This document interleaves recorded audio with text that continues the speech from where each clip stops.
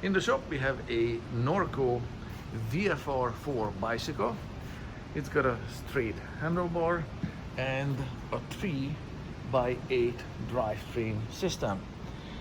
The bicycle needs its bottom bracket here inside replaced because it's making a grinding sound, not now with no load on the pedals, but when you stand on it or pedal, especially this side is clunky. You can feel the vibration of the failed bearings throughout the frame, including handlebars too.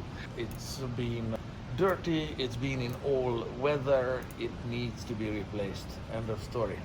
In this video I'll show you what's involved here in terms of skills, tools, supplies, so you can get ready. This drivetrain mounts on a square taper. I'll show you the parts, they are right here.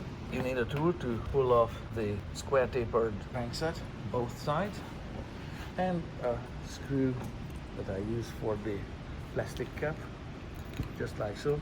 Everything's been pulled off before, so everything's been cleaned, including the chain rings, all the cogs. So this is not how this came in. It's been cleaned meticulously. Everything's been finished and the bike is ready to ride, but I want to point out something and we'll edit it to the beginning of this video. Just like the pedals are threaded into the crank, one of them with a left hand thread, the other one with a right hand thread. So one of them will undo the opposite way than whatever the opposite side does. So likewise with the impact, I was changing directions this way, this way, this way, and then the other way, whatever, to rattle the components loose, to break the bonds, whatever. And obviously it got, move it a little bit this way, a little bit this way, a little bit this way, a little bit this way. Eventually it'll come loose. Don't just hammer on it the wrong direction, believing that that's how it should remove. Just pay attention, just look at it. Okay, so one side of the components are left hand threaded, the other one is right hand threaded.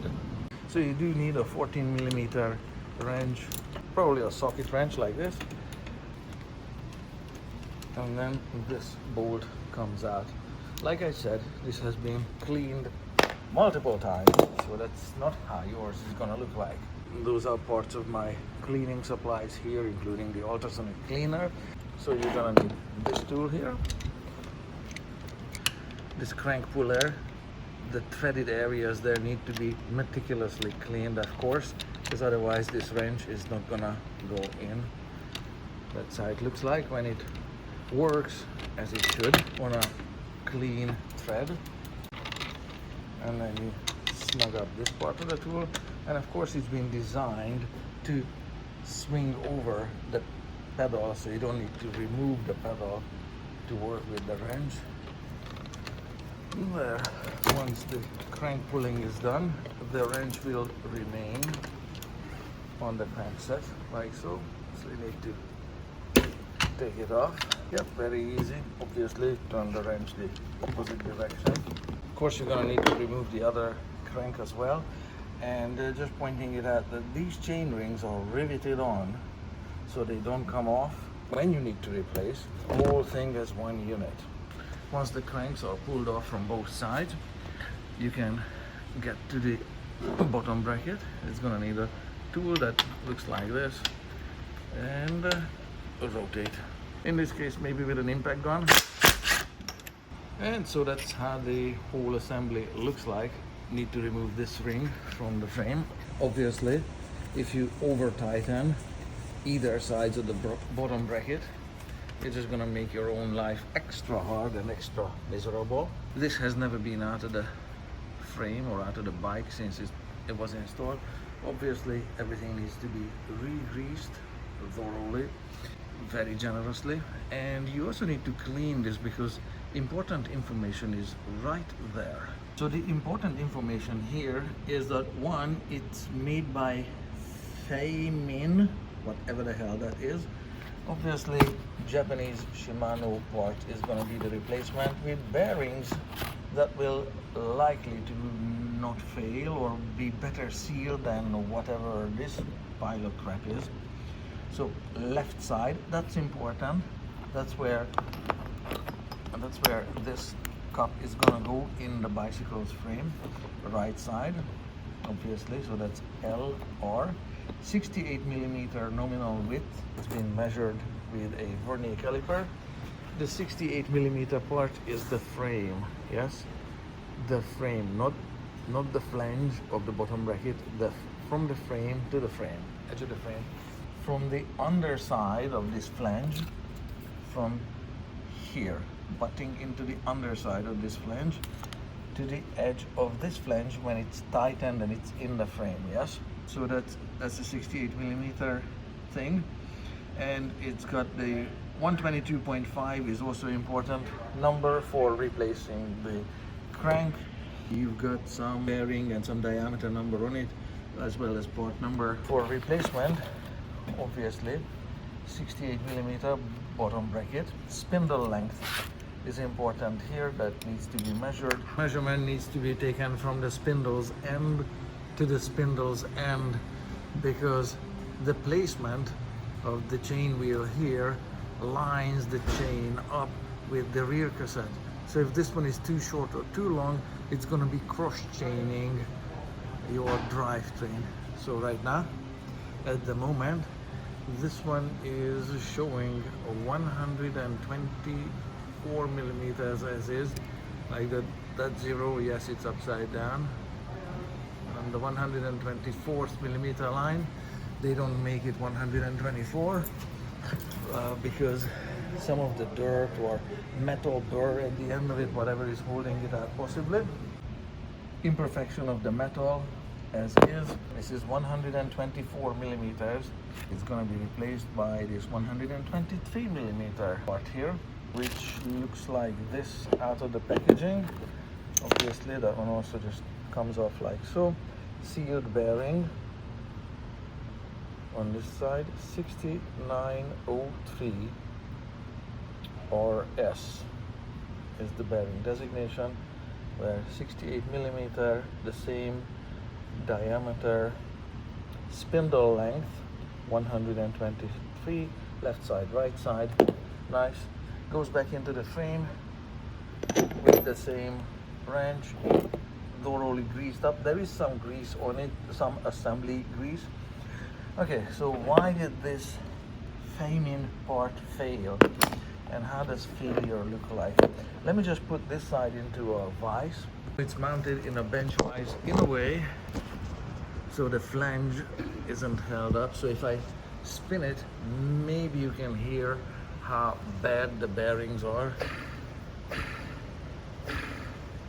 And this is just a spacer. It's not especially, it's important of course, but just because the spacer is loose, that doesn't mean anything. The bearing, this thing failed.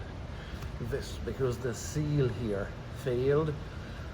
Understandably, with all the rain and the dirt and everything, water gets into the bearing. So it's easy to replace just the bearing, and then same on the other side. That's another video. And then you have a perfectly functional bottom bracket again, but the new part costs $25, so why bother? So that's how it looks like when the area is prepped.